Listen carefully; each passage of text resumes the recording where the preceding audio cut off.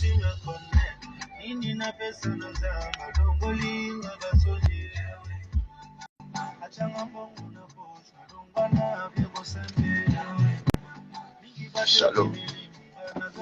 Shalom, shalom. Shalom, shalom.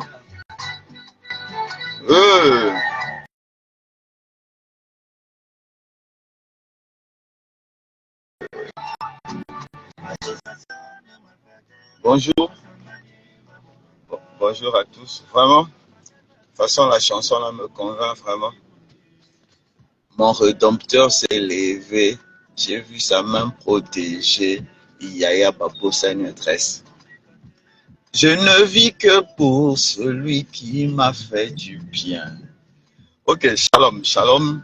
Bonjour à toi, mon frère. Bonjour à toi, ma sœur, qui me suit maintenant ou bien qui me suivra après. Je te salue dans le précieux nom de Jésus. Et le thème que j'ai choisi de traiter aujourd'hui, c'est l'importance de la dévotion quotidienne.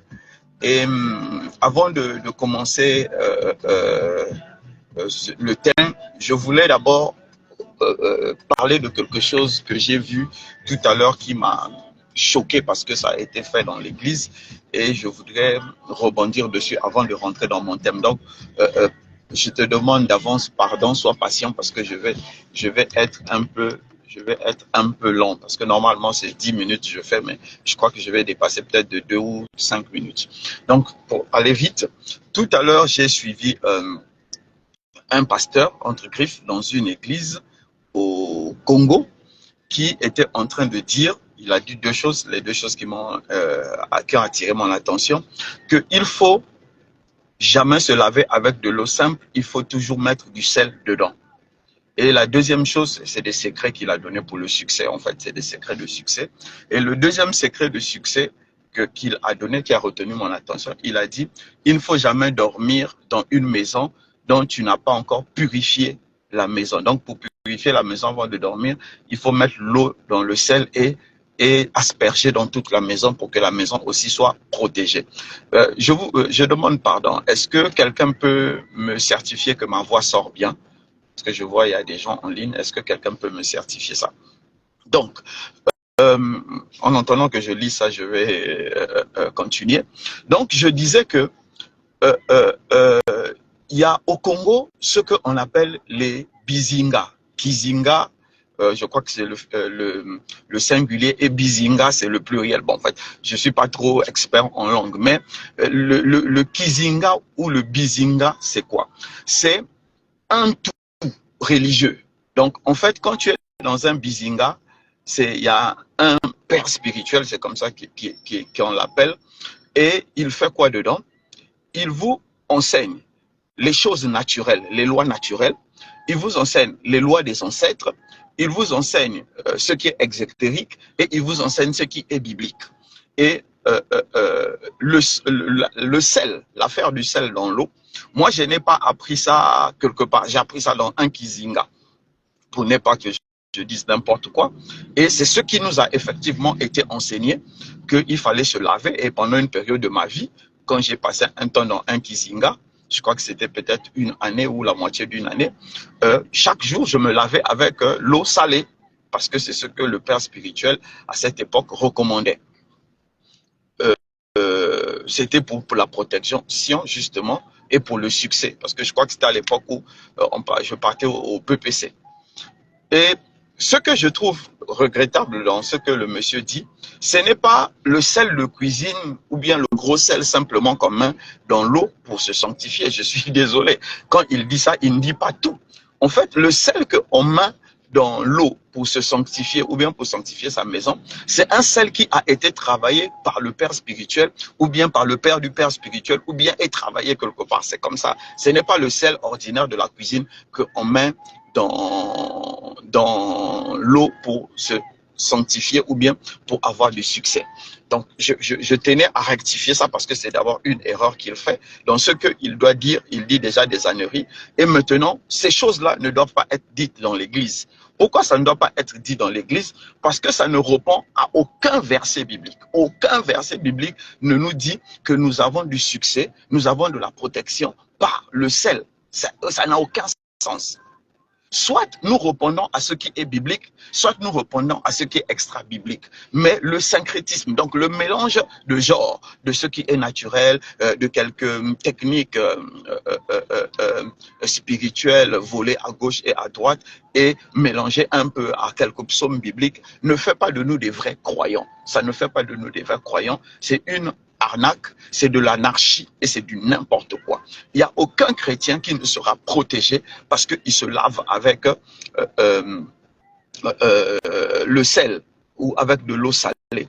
Aucun chrétien ne sanctifiera sa maison parce qu'il aura aspergé de l'eau et du sel dans sa maison. C'est impossible, c'est tout à fait impossible.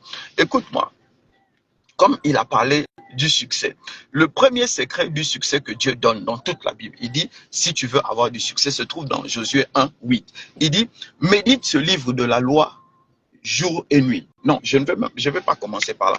Je vais commencer par Josué 1, 7. Je vais commencer par Josué 1, 7. Ça va être long. Bon, s'il te plaît, excusez-moi, je vais ouvrir ça. Josué 1, 7, Josué 1, 7. Je vais expliquer quelque chose dans Josué 1, 7 rapidement. Oh. Bon, souffrez, hein, c'est l'électronique. Je n'ai pas pris la Bible en papier. Josué 1, 7. Voilà. Il dit, Josué 1, 7. Seulement fortifie-toi et bon courage en te conformant fidèlement à toute la loi de Moïse, mon serviteur, t'a prescrit. Ne t'écarte ni à droite ni à gauche afin de réussir où que tu ailles. Je relis. Seulement fortifie-toi et prends bon courage en te conformant fidèlement à toute la loi que Moïse, mon serviteur, t'a prescrit. La première chose que Dieu dit à Josué dans le verset 1,7, il dit, il y a quelque chose, il y a une loi que Moïse a prescrit spécialement à Josué. C'est un ensemble de conseils qui ne concernait pas le peuple, mais qui concernait seulement Josué. Ça, c'est dans le 8 qu'il parle de la loi, de toute la loi. Mais dans dans le 7, il dit l'ensemble des prescriptions qui t'ont été prescrites à toi. Le fait que Josué était tous les jours avec Moïse, Josué a écouté un enseignement spécial qui n'était pas donné à tout le monde. Dieu le lui rappelle. Et maintenant, dans le 8, Dieu lui dit encore, à part cet enseignement spécial, il y a l'ensemble des lois, le livre de la loi. Donc, les 5 livres de Moïse, si on peut dire ainsi, qu'on appelle entre griffes bon, réellement la Torah, quoique c'est un peu plus long quand tu étudies chez les Juifs. Donc, que c'est le livre de la loi. Donc, l'enseignement spécial de Moïse et le livre de la loi de Moïse ne doit pas s'éloigner de toi. Quand tu vas méditer ça, cela va te transformer. Et quand tu seras transformé, tu auras la force, la puissance pour acquérir le succès. Donc pour nous, en tant que chrétiens, nous savons que le succès se trouve dans les enseignements que nous avons reçus du Seigneur Jésus. Dans les enseignements que nous avons reçus du Seigneur Jésus. Et dans la méditation, le succès se trouve dans l'enseignement que nous avons reçu, non, dans la révélation que nous avons reçue du Seigneur Jésus et dans la méditation de la parole de Dieu. Parce que toute la parole de Dieu, donc la Bible, parle de qui? Parle du Seigneur Jésus. Donc toute la Bible pour un chrétien contient tous les principes de succès. C'est pourquoi le Seigneur Jésus pouvait dire ceci, venez à moi. Non, il dit, je suis le chemin, la vérité et la vie. Voilà. Donc, je suis le chemin, la vérité et la vie. Le Seigneur Jésus pour nous est le chemin. Le Seigneur Jésus est pour nous la vérité. Il est pour nous la vie. Et il dit encore, je suis le pain de vie. Celui qui viendra à moi n'aura pas faim. C'est dans les 2 passages sont dans Jean. Donc, si tu viens à Jésus, il est le pain de vie, tu n'auras plus faim. Donc Jésus, en le connaissant, en lui, il détient le principe du succès. Donc celui qui va connaître Jésus, connaîtra les principes du succès. Le principe du succès pour le chrétien ne réside pas dans un ensemble de pratiques extra-bibliques. Non, ne réside pas dans des pratiques religieuses, mais réside dans la connaissance. Il dit que quand tu vas venir à lui, il viendra à toi. Et il viendra à toi comme étant le pain de vie. C'est pourquoi la femme samaritaine veut dire, donne-moi de l'eau vive afin que je ne vienne plus puiser à ce puits. Et quand elle est partie évangéliser, elle a dit, venez voir ce monsieur, il m'a dit tout ce que j'ai fait, n'est-il pas le Messie?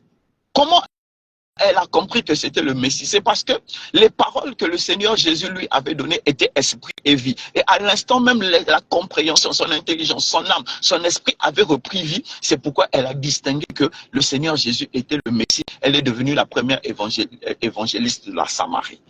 Donc, pareil pour toi qui me suis. Il y aura des années comme Paul pouvait le dire à Timothée, il y aura des faux docteurs qui viendront enseigner des choses parce qu'ils ont des flétrissures dans leur conscience. Ils viendront enseigner des fausses doctrines. Et ça, c'est une partie des fausses doctrines. Fouillez sur TikTok, vous verrez, le faux enseignement là est en train de tourner en boucle. Sur mes 2 TikTok, déjà, j'ai vu que ça tourne en boucle. Je ne vais pas faire du succès à quelqu'un en parlant de lui, mais c'est un prophète et c'est de la fausseté et de la bêtise qu'il enseigne. Et c'est pour égarer plusieurs âmes. Amen. Donc, on va maintenant rentrer sur notre thématique d'aujourd'hui, l'importance de la dévotion. Amen.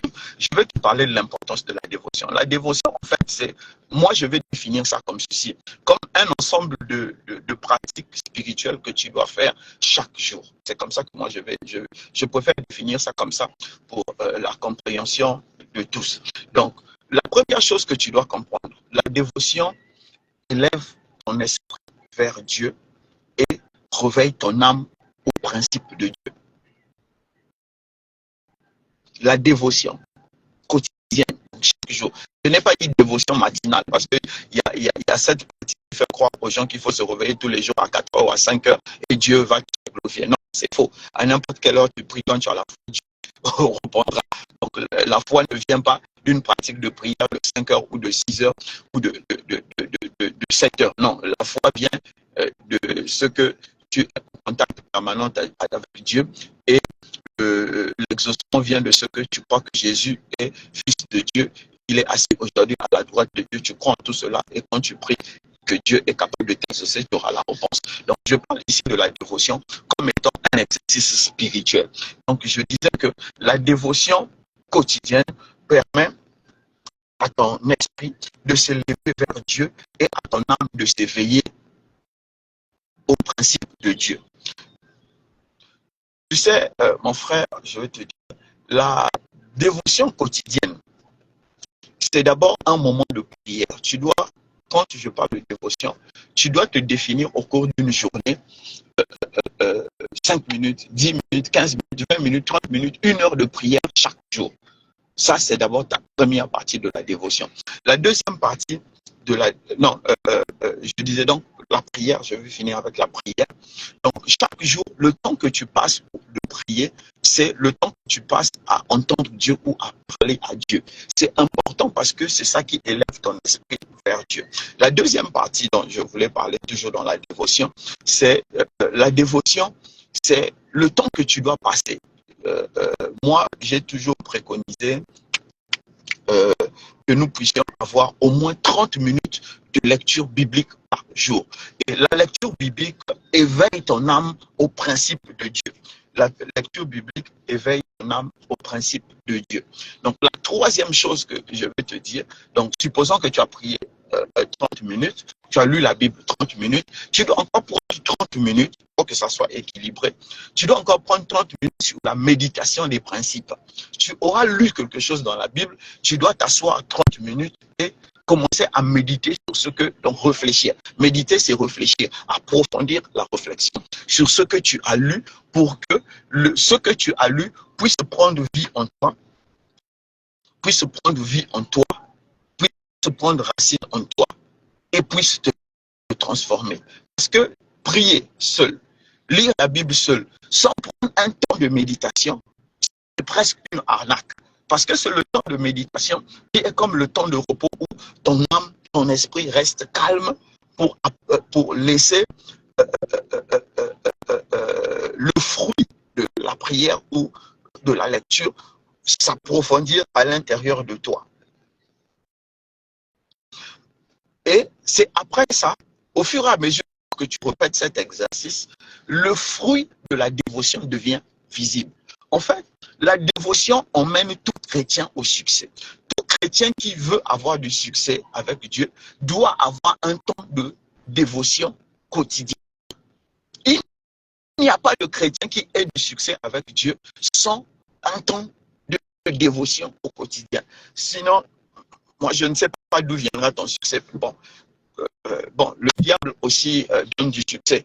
Donc, le diable a donné du succès à certaines personnes pour les enfermer, pour qu'ils n'aient jamais besoin de Dieu. Mais je ne parle pas d'eux, moi je parle des chrétiens. Donc, je dis, il n'y a pas un chrétien qui n'a pas de dévotion quotidienne, une dévotion quotidienne qui puisse avoir du succès avec Dieu. Parce que c'est au cours de la dévotion que ton âme vraiment cherche le principe de Dieu pour pouvoir les appliquer au quotidien. C'est pendant la dévotion que ton esprit cherche la route qui mène à Dieu pour que tu entendes les oracles de Dieu pour cette journée, pour cette journée ou bien pour cette semaine ou bien pour ce mois. Donc, en passant, j'étais en train de suivre une émission où il y a un milliardaire qui disait qu'il fait 1 heure de yoga transcendantal ou je parle de méditation 1 heure par jour avant de commencer son travail. Donc quand il se réveille, il prend un café, il passe 1 heure de yoga et après il mange et après il va à son travail. Il dit que les 1 heure de yoga le recharge et lui donne le peps nécessaire pour aller au travail. Donc je dis, nous aussi, nous avons besoin de ce temps de dévotion qui va nous permettre de pouvoir aussi nous recharger par la puissance de Dieu. C'est comme les disciples ont dit au Seigneur, pourquoi n'avons-nous pas pu chasser cet esprit? Il a dit, on chasse cet esprit par le jeûne et par la prière. Ça voulait juste dire que leur temps de dévotion, qui devait leur donner la puissance, le poids spirituel pour chasser ce démon, ils n'avaient pas atteint ça. Qu'est-ce qui se passe quand tu as un temps de dévotion? Plus tu passes du temps dans un exercice spirituel, plus ton poids spirituel monte, plus tu deviens lourd spirituellement. C'est pourquoi Dieu pouvait dire à Josué, médite au quotidien. Donc, médite chaque jour le livre de la loi. Il n'a pas dit lis, il a dit médite. Donc, mais pour méditer, il faut connaître le principe. Donc, Josué prenait le temps de connaître les principes et après maintenant, il réfléchissait autour pour se dire quel principe m'a été enseigné comme ceci, comment je peux faire pour l'appliquer maintenant à ma réalité. C'est comme j'ai l'habitude de dire à mes pasteurs adjoints et à mon staff, je leur dis, Dieu a caché le plastique dans le pétrole. C'était à l'homme maintenant de réfléchir comment tirer le plastique dans le pétrole. Sinon, l'homme n'a pas créé le plastique. Bon, vous connaissez le plastique. L'homme n'a pas créé le plastique, mais le plastique était dans le pétrole. Donc Dieu avait caché le plastique dans le pétrole. La bombe atomique, la fragmentation de l'atome qui nous permet d'avoir la bombe atomique. Ce n'est pas l'homme qui a créé ça. Dieu avait déjà mis ça dans l'atome de l'uranium. Que quand vous allez trouver le principe de fragmentation de l'atome d'uranium, ça vous créera une superbe bombe. Donc tout ça, Dieu avait mis ça. Donc c'est comme nous, dans la méditation au quotidien, dans notre méditation au quotidien, nous allons acquérir des principes, nous allons acquérir l'intelligence, nous allons acquérir de la puissance, nous allons acquérir le savoir, nous allons acquérir la révélation de Dieu parce que nous allons prendre du temps pour méditer, pour avoir pendant cette dévotion. Donc la dévotion est pour moi en 3 volets. Prier, lire la parole de Dieu, réfléchir ou méditer sur la parole de Dieu. Quand tu feras ça, aucun démon ne pourra résister devant toi. Quand plus tu passeras du temps dans ta dévotion, il n'y aura aucune situation qui ne tiendra devant toi, sauf la situation que Dieu a décidé qui doit rester devant toi pour t'enseigner quelque chose. Sinon, aucune situation ne tiendra devant toi parce que ta puissance spirituelle va croître. Toute personne qui est dans la dévotion spirituelle, toute personne qui a une dévotion spirituelle quotidienne devient d'une manière ou d'une autre puissant spirituellement. Cela n'a pas de... Non, en fait, cela n'est même pas discutable. Quand Jésus nous dit, vous allez imposer les mains aux malades et les malades guériront, tous les chrétiens n'imposent pas les malades et les mains aux malades et les malades guérissent. Pourquoi? Parce que le poids spirituel a changé la réalité, ils ne l'ont pas. Mais nous pouvons l'acquérir dans notre dévotion quotidienne. Notre dévotion quotidienne nous permet d'atteindre le poids, d'atteindre la puissance nécessaire pour faire des exploits dans le nom de Jésus. Le nom de Jésus, c'est vrai, comme je le dis, c'est comme le Doliprane. On n'a pas besoin de croire au principe, il suffit de mettre dans l'eau, il va se dissoudre et on boit, ça marche. Mais je dis, à un certain degré, à un certain niveau, le nom de Jésus n'agit que dans ceux qui ont le poids spirituel nécessaire, ceux qui connaissent, qui peuvent libérer tout le potentiel du nom de Jésus. Donc, comme je disais, trouver le plastique dans le pétrole. C'était une profonde réflexion, une profonde recherche qui a emmené les gens là. Donc, si tu veux que ta vie au quotidien puisse être transformée, si tu veux avoir le succès spirituel, financier, intellectuel, moral et même social, il faut que tu puisses trouver ça dans ta dévotion. Et je vais te dire, quel type de chrétien tu es? Je saurai quel type de chrétien tu es quand je verrai à quoi ressemble ta dévotion au quotidien. C'est ce que je voulais partager avec toi aujourd'hui. J'espère que cet enseignement va t'aider, cet enseignement va t'aider à croître et cet enseignement va t'aider à avancer. Je prie qu'à partir de cet instant où je suis en train de parler, que la fatigue spirituelle, le sommeil spirituel qui t'alourdit et qui t'empêche de prier, qui t'empêche de lire la parole de Dieu, qui t'empêche de méditer, puisse disparaître maintenant dans le nom de Jésus. Que à cet instant où je parle, qu'une profonde volonté puisse t'animer maintenant afin que ta dévotion quotidienne devienne un moment qui te transforme dans les 3 dimensions de l'être que tu es. En tout cas, que Dieu te bénisse et qu'il te garde. Ok, je vais finir par là, parce que c'est ce qui vient de m'arriver dans l'esprit. Je voulais dire ceci à quelqu'un pour finir vraiment. Je dis, en fait, la dimension spirituelle est plus grande que la dimension physique. Et la dévotion au quotidien nous permet d'entrer facilement dans la dimension spirituelle pour pouvoir bouger la dimension physique. Shalom, shalom, que Dieu te bénisse. C'est le révérend Chris Mabiala, pasteur principal du CEBEC. Vous pouvez nous trouver sur notre page TikTok CEBEC, notre page, nos pages Facebook, CEBEC, Facebook toujours, révérend Chris Mabiala, et sur notre page YouTube, CEBEC TV. Shalom, que Dieu vous bénisse et qu'il vous garde.